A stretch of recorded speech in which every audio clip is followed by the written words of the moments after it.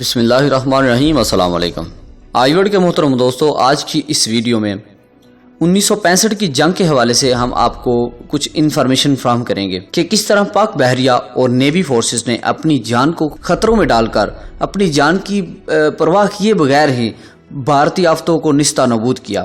تو ناظرین، ویڈیو شروع کرنے سے پہلے ہماری آپ سے التجا ہے، گزارش ہے کہ ہمارے چینل کو سبسکرائب کریں اور بیل آئیکن کو دبائیں تاکہ ہماری آنے والی ہر ویڈیو آپ تک بآسانی پہنچتی رہے۔ تو ناظرین، ستمبر کا مہینہ آتے ہی 1965 کی پاک بھارت جنگ کا نقشہ ذہن میں آنے لگتا ہے، جو کہ مارکہ کفر و باطل کی صورت میں 6 ستمبر 1965 کو اس وقت شروع ہوا جب بھارت نے اچانک رات کی تاریکی میں پاکستان کی سرحدوں پر اس خوش فہمی کا شکار ہو کر حملہ کیا کہ ان کی عددی برتری کے باعث پاکستان کے لیے جنگی دفاع مشکل ہوگا، مگر یہ بھارت کی بہت بڑی بھول تھی۔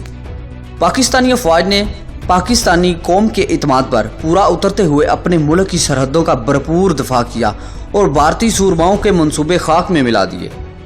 پاکستان کی بڑی فوج نے لاہور، قصور، سیالکوٹ، کشمیر اور راجستھان کے میدانوں میں دشمن کا ڈٹ کر مقابلہ کیا، جبکہ پاک فضائیہ نے نہ صرف اپنی فوج کی بھرپور فضائی مدد کی بلکہ دشمن کے ٹھکانوں پر تباہ کن بمباری اور فضائی لڑائی کے دوران دشمن کے کئی لڑاکا طیارے مار گرائے۔ 1947 سے لے کر 1965 تک پاک بحریہ نے شب و روز محنت کے باعث اپنے آپ کو ایک بحری قوت کے طور پر منظم کیا تھا۔ جدید ساز و سامان کے حصول کے علاوہ پاک فوج نے اپنی سپاہیوں کی تربیت بھی بھرپور توجہ دی تھی، جس کا مظاہرہ پاک بحریہ نے 1965 کی جنگ میں بھرپور طریقے سے دیکھا۔ 1 جون 1964 پاک بحریہ کی تاریخ میں ایک یادگار دن تھا۔ اس دن پاک بحریہ کی پہلی آبدوز بحری بیڑے کا حصہ بنی۔ پاک بحریہ کی اعلیٰ قیادت نے اس آبدوز کا نام غازی رکھا۔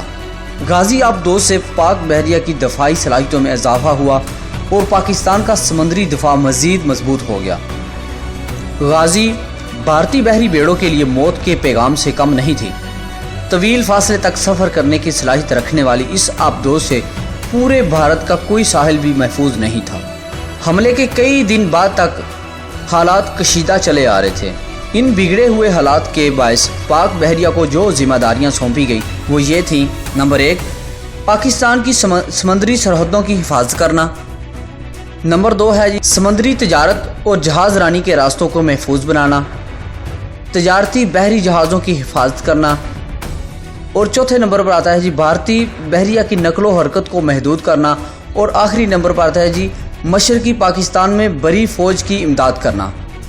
یہ تمام ذمہ داریاں نہایت اہم تھیں، جن کو پورا کرنا ملکی دفاع کے لیے نہایت ضروری تھا۔ خاص طور پر سمندری سرحدوں کی حفاظت اور بین الاقوامی تجارتی راستوں کو ہر حال میں کھلا رکھنا نہایت ضروری تھا تاکہ تجارتی بحری جہاز اپنی تجارتی سرگرمیاں بلا روک ٹوک جاری رکھ سکیں۔ پاک بحریہ اس صورتحال سے بخوبی واقف تھی اور عزم رکھی کہ پاکستان کی سمندری سرحدوں کو ہر حال میں محفوظ رکھا جائے۔ چنانچہ پاک بحریہ کی اعلیٰ قیادت نے اس سلسلے میں مناسب حکمت عملی ترتیب دے دی۔ یہ فیصلہ کیا گیا کہ بحریہ عرب میں رہ کر بھارتی جنگی جہازوں کا انتظار کرنے کی بجائے کیوں نہ بحر ہند میں جا کر بھارتی پروٹیکٹیو اپروچ یعنی کہ سمندری حدود کے اندر بھارتی بحریہ کو للکارا جائے۔ اس حکمت عملی کو منظور کرنے کے بعد پاک بحریہ کی اعلیٰ قیادت نے یہ کام غازی آبدوز کو سونپا کہ وہ زیر آب رہتے ہوئے کراچی کے ساحل سے لے کر مشرقی پاکستان کے چٹاکانگ ساحل تک سمندری نگرانی کرے اور اس دوران جہاں کہیں بھی بھارتی بحری بیڑوں کی موجودگی نظر آئے ان کو نشانہ بنائے۔ اسی طرح سے پاک بحریہ کے لڑاکا بحری جہاز بھی اپنی اپنی ذمہ داریاں اپنے علاقوں میں بحری گشت پر مامور تھے۔ اس بحری حکمت عملی کے باعث بھارتی بحر ہیڈ کوارٹر میں کھلبلی مچ گئی۔ بھارتی سورما آبدوز سے سخت خوف زدہ تھے۔ ان کو سب سے زیادہ فکر اپنے غازی پاک بحریہ کی تھی، جو کھلے سمندر میں اس قدر بڑا ہدف تھا کہ غازی اسے وکرانت طیارہ بردار بیڑے کو چند لمحوں میں یوں تباہ کر دیتی کہ وہ اپنے ہوائی جہازوں سمیت غرقاب ہو جاتا۔ ناظرین، 700 کلومیٹر دور جزائر انڈمان میں لے جا کر وکرانت طیارہ کو بھارتی بحریہ نے چھپا دیا۔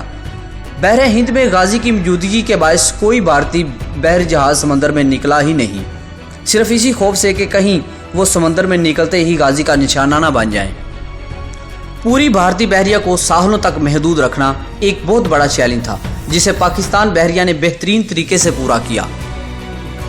بھارتی بحریہ کی دوسری بہت بڑی کامیابی، جسے آپریشن دوارکا بھی کہا جاتا ہے، آپریشن دوارکا کو آپریشن سومناتھ بھی کہا جاتا ہے، یہ پاک بحریہ کو سونپی جانے والی ایک بہت بڑی ذمہ داری تھی۔ بھارت نے پاکستان پر حملہ کیا تو بھارتی فوج کے ساتھ ساتھ بھارتی ایئر فورس بھی خوب سرگرم عمل تھی۔ کراچی کو اہم ترین شہر ہونے کے ساتھ ساتھ بندرگاہ ہونے کے باعث بھارتی فضائی حملوں کا سامنا تھا۔ جس تواتر کے ساتھ یہ حملے کیے جا رہے تھے، صاف معلوم ہو رہا تھا کہ کوئی زمینی ریڈار اسٹیشن بھارتی فضائی کی بھرپور رہنمائی کر رہا ہے۔ پاکستان نیوی انٹیلیجنس کو سر توڑ کوشش کے بعد یہ اطلاع ملی کہ بھارت کے دوارکا کے ساحل پر ریڈار اسٹیشن قائم کر رکھا ہے، جو بھارتی ہوائی جہازوں کی رہنمائی کر رہا ہے۔ یہ اطلاع ملتے ہی پاک بحریہ کی اعلیٰ قیادت اس بات پر متفق ہو گئی کہ اس ریڈار اسٹیشن کو تباہ کیا جانا ضروری ہے، ورنہ بھارتی ایئر فورس کے حملے بند نہیں ہوں گے۔ ناظرین، دوارکا کراچی سے تقریباً 200 سمندری میل کے فاصلے پر واقع تھا۔ یہ کام ایئر فورس کو نہیں سونپا جا سکتا تھا، کیونکہ ریڈار اسٹیشن فضائی حملے سے ہر وقت آگاہ ہو جاتا۔ چنانچہ یہ کام پاکستان نیوی کو سونپا گیا۔ یہ ایک نہایت خطرناک آپریشن تھا، کیونکہ پاک بحریہ کے بیڑے کو بھارتی سمندری کے بہت اندر تک جا کر اس مشن کو پورا کرنا تھا۔ حکم ملتے ہی وقت ضائع کیے بغیر پاک بحریہ کے جنگی بحری جہاز شاہ جہان، بدر، بابر، خیبر، جہانگیر، عالمگیر، ٹیپو سلطان 7 ستمبر 1965 کو اپنے مشن پر روانہ ہو گئے۔ اس بحری بیڑے کی قیادت کمانڈر پاکستان فلیٹ کموڈرو MS انور کر رہے تھے۔ ان کا مشن تھا رات کی تاریکی میں دوارکا کے ریڈار اسٹیشن کو تباہ کیا جائے، جو کہ یقیناً ایک نہایت مشکل مشن تھا۔ پاک بحریہ کے یہ مجاہد اللہ پر توکل کیے اپنی جان ہتھیلی پر لیے دشمن ملک کے حدود کے اندر اس پر کاری ضرب لگانے جا رہے تھے۔ پاکستان نیوی کے ہر سپاہی کے دل میں پایا جانے والا شوق شہادت کا جذبہ انہیں تمام خطرات کے باوجود اپنے ارادوں میں مزید مضبوط بنا رہا تھا۔ تمام جہازوں نے بھارتی سمندری حدود کے اندر یہ طویل فاصلہ طے کیا اور رات گئے دوارکا پہنچ گئے۔ تمام جہاز دوارکا کے ساحل کے اتنے قریب آ گئے تھے کہ پورا شہر ان کی توپوں کی زد میں تھا۔ نصف شب کو وہ مرحلہ آن پہنچا جس کا سب کو انتظار تھا اور جس کے حصول کے لیے اس قدر بڑا خطرہ مول لیا گیا تھا۔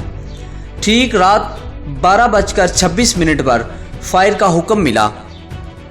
ساتھ کے ساتھ جہازوں کی توپیں آگ اگلنے لگیں۔